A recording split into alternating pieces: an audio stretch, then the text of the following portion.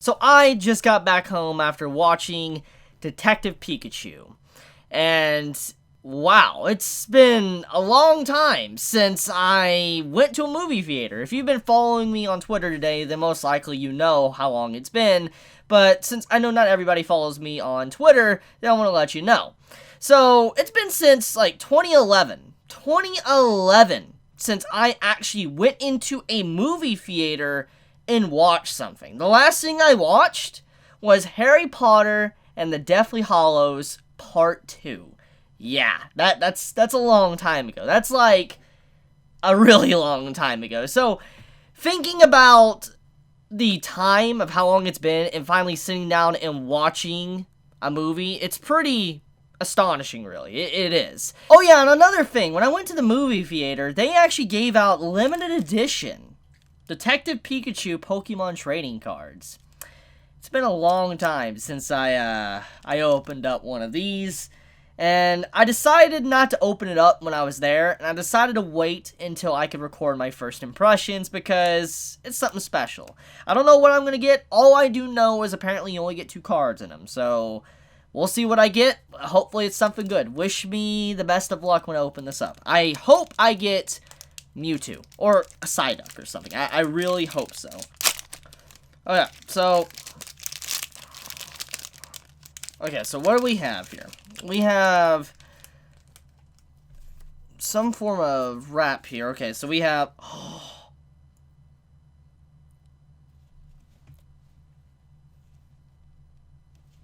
I got Detective Pikachu, which I think that's common. I saw people talking about him sitting out, like, drinking or whatever, like at the bar. That was something very common. But this one makes me happy. That makes me very happy. Psyduck. Yo, I love Psyduck in this movie. He was like one of my favorite Pokemon in the movie. Just the way he acted and how cute he was in his own weird way.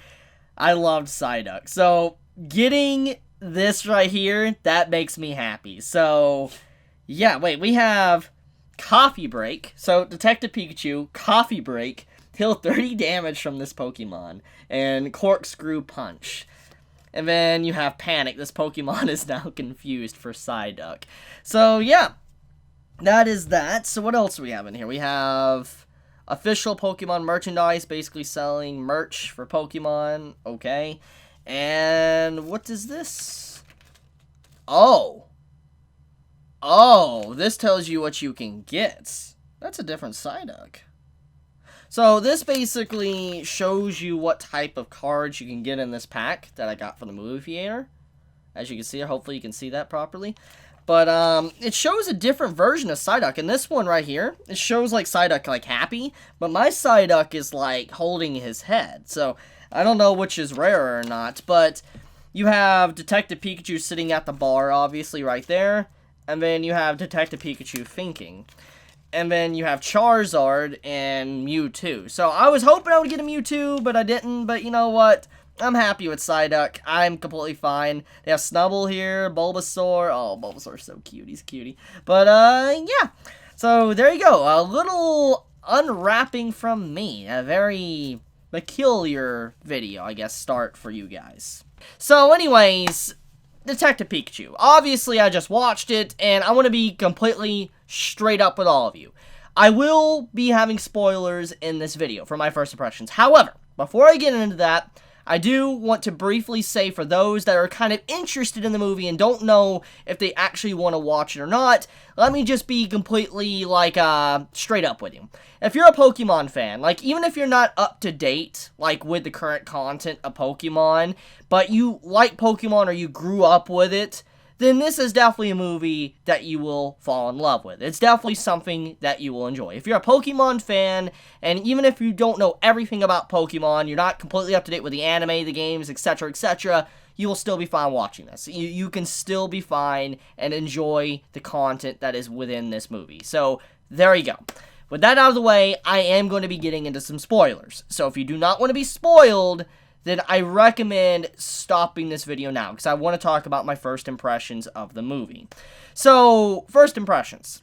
obviously, as I've already said in my spoiler-free section, I enjoyed it. Like, it's very apparent. I enjoyed the movie, and it's definitely one of the best video game adaptations into a movie, live-action movie, I personally have ever seen. I've never seen a better one than this.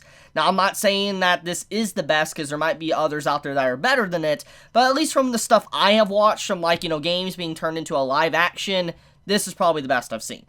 Now, does this hold the spirit of Pokemon?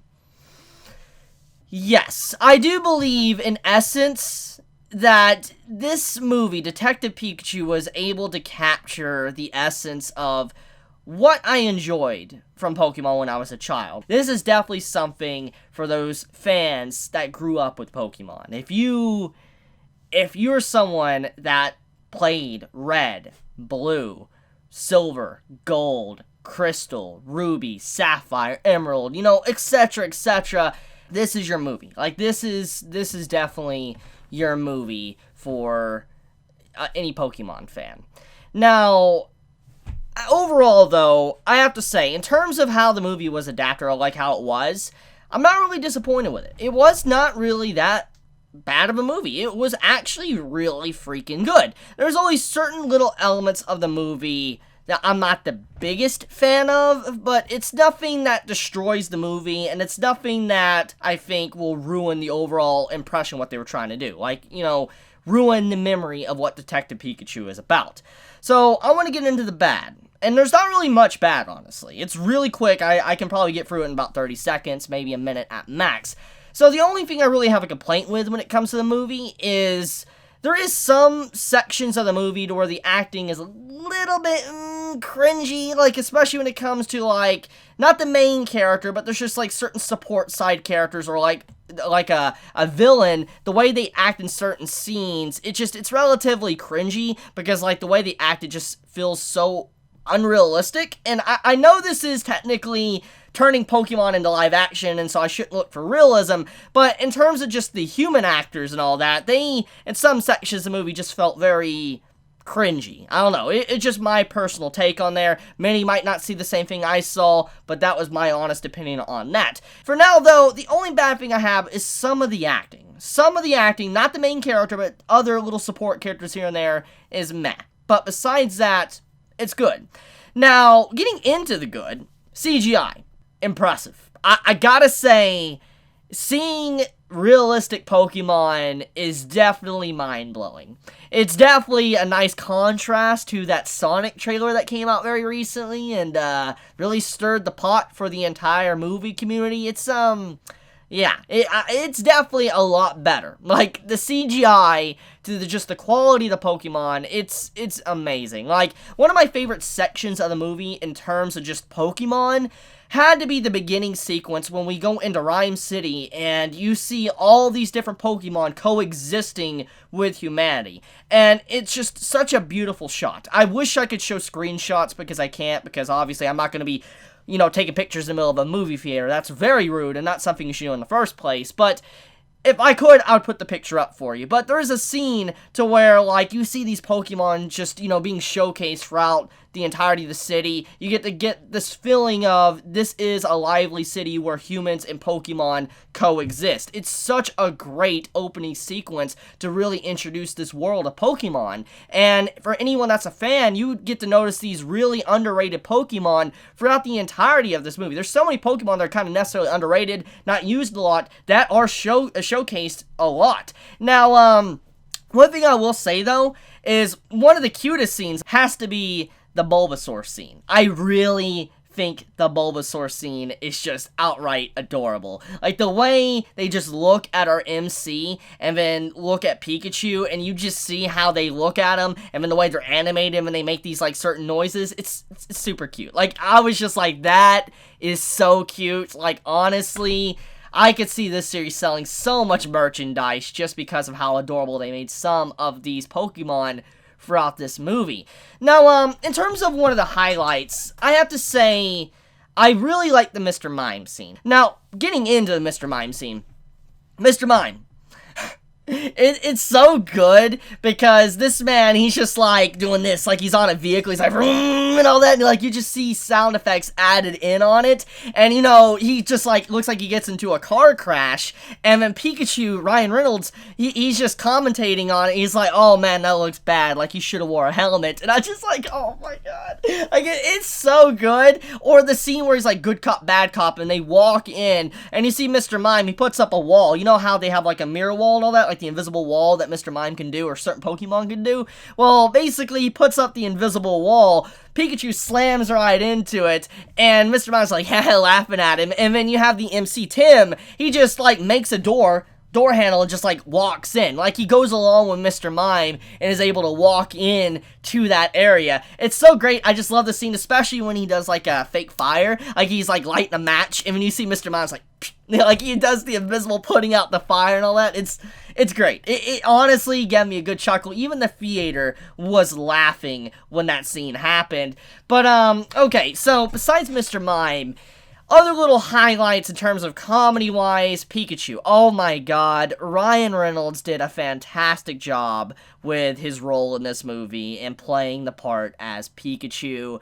That was funny. Like, I love just the coffee addiction. How much coffee he drunk as Pikachu in this movie. I'm like, that's me right there. That's legitimately me. Like, I go through like a pot, maybe 2 pots a day of coffee. So seeing something like that, I'm like, that's me. That's legit me. So yeah, just Ryan Reynolds, he nailed it. He definitely worked as playing as a talking Pokemon like Pikachu. And I really do hope one day we get more to, Detective, Pikachu, or, Pokemon in general. I hope we get more movies in the Pokemon universe, because this was a really good movie. Now, getting into the plot, the writing. So in terms of writing, like I said, it is average. It's not bad, but it is average. Like, it's very easy to guess where the story is going pretty early on, besides the whole transferring of bodies. That was something that I didn't expect at all. But in terms of just, like, the main villains, who the villains are going to be, the little twist with who the villain is, and all that type of stuff, it's to be expected. I think majority of people will be able to guess something like that, because it's just very stereotypical, and it doesn't really try to hide it. Honestly, I kind of like that, and that's why I actually appreciate it in some regards, is because it's very reminiscent of how Pokemon games are. If you've played Pokemon games, which I'm assuming that's the reason why you're watching this movie, then you know that when it comes to the main villains of any of the Pokemon games, they're very over the top, and they're easy to notice. Like, you can tell who a villain is of a Pokemon game pretty quickly because of how they dress and how they present themselves, and the way the villains of this movie present themselves is very villain-like, and so it is very reminiscent of when you get into a trainer battle, they introduce themselves. That's kind of what it looks like. But, getting more into the writing, though, it's mainly centered around Pikachu, Ryan Reynolds, figuring out why he lost his memory, and what happened to our MC Tim's father. Is he alive? Is he dead? Now, like I said, I am going to get into some spoilers, so if you don't want the major outcome of the movie spoiled, I recommend stopping now. But basically, as the movie progresses, you find out that Tim's father is alive. There's no body that's been found, but the question is, where is he? Apparently, Mewtwo grabbed him and flew off with him. Now, this is the interesting part. Mewtwo, I knew he was going to be in the movie because of the trailers. And it was obvious because of someone like Mewtwo being in the movie, he was going to have a pretty major role. And yes, he was pretty much the main front and center important piece to this movie, and which plays in to how there could potentially be a prequel to this movie, which I'll get into. But Mewtwo, he is captured and experimented on. It's very reminiscent of what happens in the beginning of his story. When Mewtwo is created, he's a science experiment, he escapes. We know the origin story of Mewtwo. If you played the games, and if you watched, the original Pokemon movie, then you will obviously see the correlations there. So, while watching, this movie, you might be under the impression that they created Mewtwo. Like, I was at that impression. Like, I was under the impression that maybe they created Mewtwo and this was the origin story of him and they were doing like a retelling. But no, that was not the case.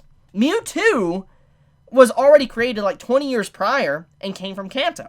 which, as we know, is where Mewtwo was created at, in the actual main storyline. So, to kind of put this in perspective, the timeline of Detective Pikachu is that this takes 20 years after Mewtwo's escape from Kanto.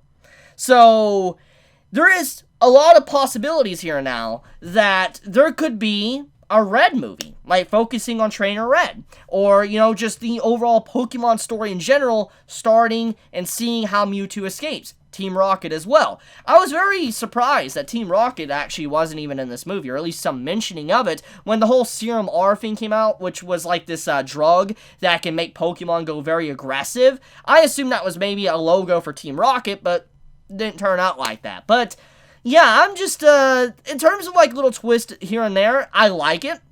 It did have some interesting stuff with how people were mixing inside of Pokemon bodies. Yeah, apparently later on in the movie, Mewtwo had the power to literally transfer the human soul inside of a Pokemon, and basically humans would merge with Pokemon, they would have control of the body, and like the Pokemon would just be like an exoskeleton, basically. So, it's kind of creepy, but the way the story went about is that the main villain wanted to create all of humanity into Pokemon, and take the next step of evolution, basically. Have a perfect merger, and he was in control of Mewtwo, because he obviously fused to Mewtwo. Thankfully, I got saved at the end.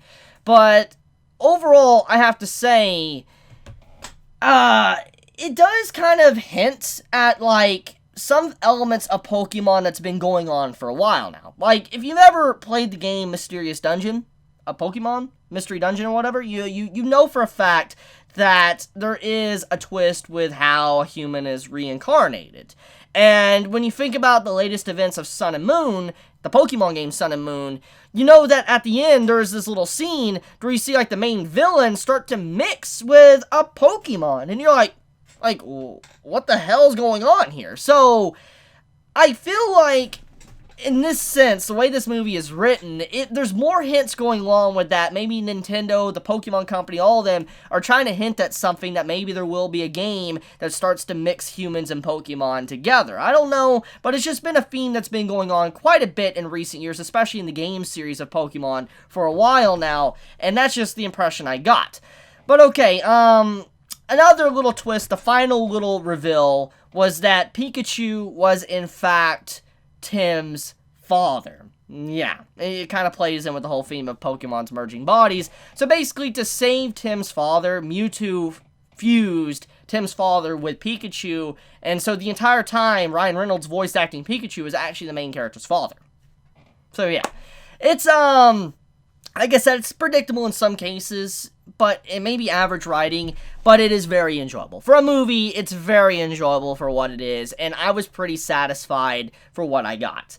And being my first movie in like 8 to 9 years, like watching in theaters, I'm glad I got to see Detective Pikachu in 2019. It did put a smile on my face.